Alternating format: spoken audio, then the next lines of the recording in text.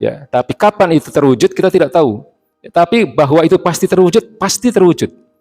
Ya, nah disinilah peran kita ya untuk kemudian mendidik anak-anak kita menjadi bagian dari proses pergerakan zaman ini. Karena masa depan itu adalah milik umat Islam, sebagaimana yang dijanjikan dalam surat An-Nur ayat 55. Wa'adallahu alladziina aamanu minkum wa 'amilus shalihat la yastakhlifannahum fil ardi kama stakhlafal ladziina min qablihim. Allah Subhanahu wa taala telah berjanji kepada orang-orang yang beriman dan beramal saleh bahwa mereka nanti kembali akan diberikan kekuasaan oleh Allah Subhanahu wa taala sebagaimana berkuasanya orang-orang terdahulu. Di sini kata min qablihim ini kemudian dimaknai oleh para ulama adalah kalangan kenabian, kalangan sahabat, kalangan tabi'in dan tabi'ut tabi'in. Artinya bahwa janji ini diberikan kepada kita oleh Allah Subhanahu wa taala, dijanjikan kepada umat Islam yang tidak mempunyai kekuasaan.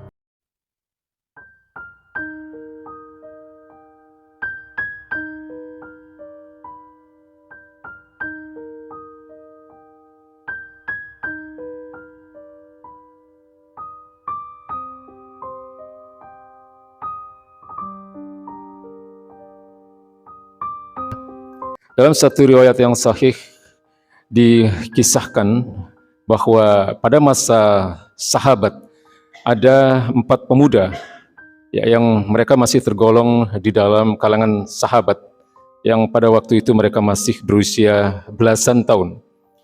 4 orang remaja kalangan sahabat ini mereka berbicara di sekitar Masjidil Haram. Mereka berbicara tentang cita-cita mereka. Yang pertama adalah sahabat yang bernama Abdullah bin Zubair, kemudian yang kedua adalah Mus'ab bin Zubair, yang ketiga adalah Abdul Malik bin Marwan, dan yang keempat adalah Urwah bin Zubair. Mereka berbicara tentang cita-cita mereka masing-masing. Yang pertama adalah Abdullah bin Zubair. Beliau bercita-cita untuk menjadi seorang khalifah. Jadi khalifah itu adalah penguasa atau pemimpin tertinggi sebuah negara Islam sebagai pengganti tugas-tugas kenabian. Ya, khalifah pertama kita adalah Abu Bakar As-Siddiq dan seterusnya yang kita tahu ya dari kalangan sahabat, kemudian tabi'in, tabi'ut tabi'in dan seterusnya. Lalu yang kedua, sahabat yang bernama Mus'ab bin Zubair, beliau mempunyai cita-cita untuk menjadi seorang wali di Khurasan. Jadi wali itu pemimpin wilayah setingkat provinsi di dalam satu wilayah kekhilafahan, dalam satu wilayah negara Islam. Tapi jangan dibayangkan bahwa provinsi pada masa itu seluas provinsi yang ada di Indonesia hari ini. Karena provinsi atau tingkat wilayah yang dipimpin oleh seorang wali ini luasnya, kalau hari ini satu provinsi itu bisa menjadi beberapa negara, Pak. Seperti provinsi Syam misalnya, ya, itu dipimpin oleh seorang wali. Dan itu setingkat provinsi, tapi hari ini wilayah Syam ini menjadi 4 negara. Yordania, Libanon, Palestina, dan Suriah. Itu dulu di masa-masa kenabian, masa sahabat, ya, itu dalam satu wilayah yang setingkat dengan wilayah provinsi atau dipimpin oleh seorang wali. Nah, Mus'ab bin Zubair ini bercita-cita untuk menjadi seorang wali di Khurasan. Lalu yang ketiga ada yang bernama Abdul Malik bin Marwan. Beliau bercita-cita menjadi seorang khalifah. Dan yang keempat adalah Urwah bin Zubair yang bercita-cita ingin menjadi seorang ulama besar yang berguna bagi kaum muslimin. Dan qadarullah ya, pada beberapa kurun waktu kemudian obrolan ringan ini kemudian diwujudkan oleh Allah Subhanahu wa taala. Ya, cita-cita mereka dikabulkan oleh Allah Subhanahu wa taala. Abdullah bin Zubair menjadi seorang khalifah, kemudian Mus'ab bin Zubair, beliau akhirnya juga ditunjuk oleh Abdullah bin Zubair untuk menjadi wali di Khurasan. Lalu kemudian yang ketiga, Abdul Malik bin Marwan, beliau juga kemudian menjadi pengganti khalifah sebelumnya. Beliau akhirnya menjadi seorang khalifah. Lalu yang keempat, Urwah bin Zubair. Ya, ketika itu kemudian beliau menjadi seorang ulama terkemuka pada masa-masa itu. Lalu kemudian Al-Fakir ingin menyampaikan juga misalnya tentang Imam Asy-Syafi'i, seorang pemimpin mazhab terbesar lah, bisa dikatakan demikian ya.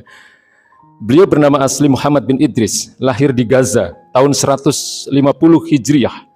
Jadi konon kelahiran beliau ini bertepatan dengan wafatnya Imam Abu Hanifah Imam Abu Hanifah, beliau lahir pada tahun 80 Hijriah, beliau wafat pada tahun 150 Hijriah. Nah, ibu dari Imam Syafi'i ini, beliau bercita-cita untuk menjadikan putranya ini menjadi ulama sebesar Imam Abu Hanifah. Ya, karena kelahiran Imam Syafi'i ini diketahui kemudian bersamaan dengan hari wafatnya Imam Abu Hanifah. Dan qadarullah, kemudian kita kenal hari ini Imam Syafi'i adalah seorang ulama besar yang pendapat-pendapatnya tentang ilmu fikih pun banyak diikuti oleh mayoritas kaum muslimin di dunia ini. Ya, jadi sejak umur 2 tahun Imam Syafi'i ini dibawa oleh ibunya ke Mekah untuk menuntut ilmu, ya, untuk kemudian belajar berbagai ilmu-ilmu tentang keagamaan ini. Lalu kemudian yang terakhir mungkin saya ingin sampaikan tentang kisah dari Muhammad Al-Fatih. Muhammad Al-Fatih, beliau hidup di zaman yang mungkin tidak terlalu jauh dengan kita. Beliau hidup pada abad ke-15, kira-kira 5 abad yang lalu. Nah, kita tahu semua tentu bahwa Muhammad Al-Fatih adalah sang panglima penakluk Konstantinopel, ibu kota Romawi Timur. Maka keberhasilan Muhammad Al-Fatih sebagai panglima besar, sebagai orang yang hari ini pun sampai hari ini menjadi inspirasi dari banyak orang, ya, sehingga banyak kaum muslimin hari ini putra-putri mereka diberi nama Muhammad Al-Fatih. Ya, keberhasilan beliau untuk mewujudkan cita-citanya itu tentu tidak lepas, ya, dari peran sang ayah yang terinspirasi dari hadis di mana baginda Nabi memang pernah menyatakan bahwa suatu masa, suatu saat, ya, ibu kota Romawi Timur itu akan ditaklukkan oleh kaum muslimin.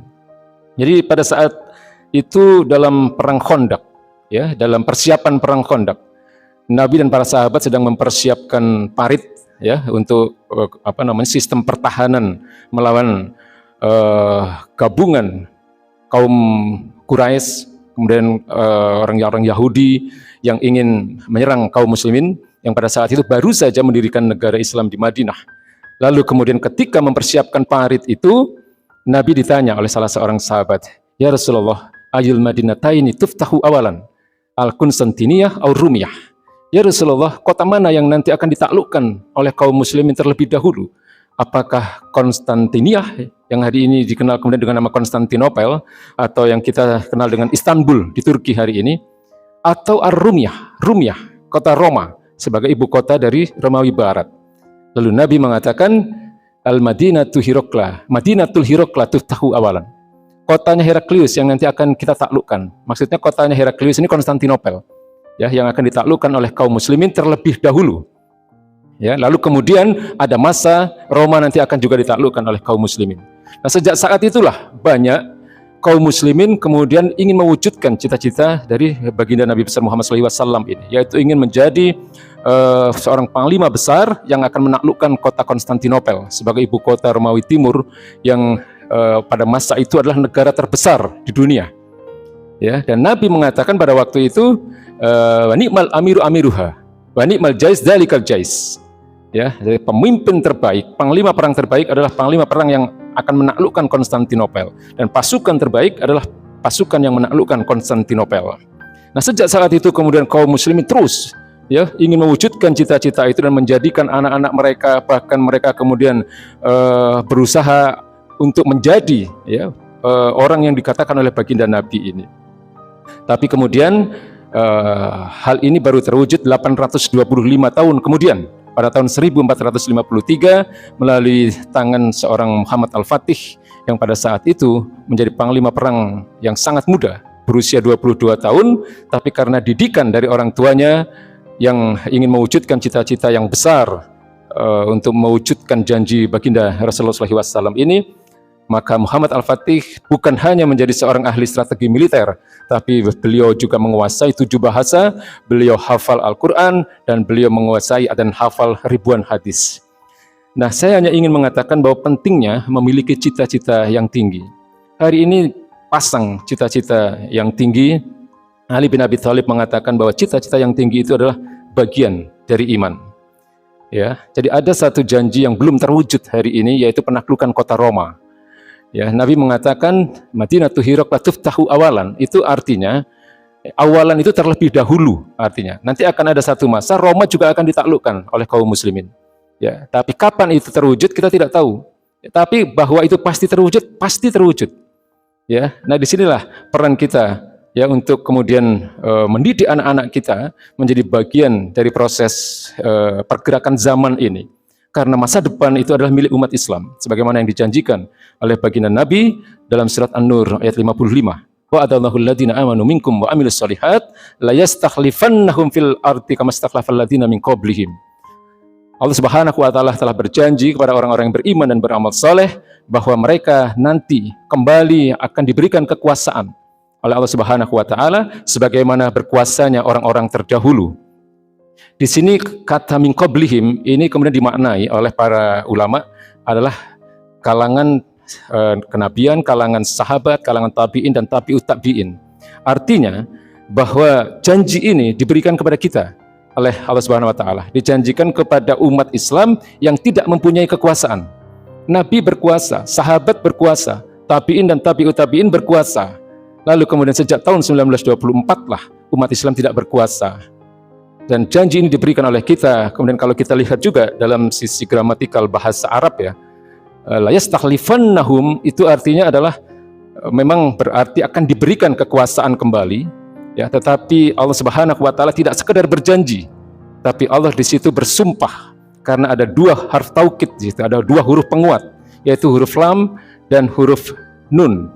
Ya, kalau sekedar memberi kekuasaan itu yastakhlifu, istakhlafa yastakhlifu, tapi di situ ada lam dan nun taukid.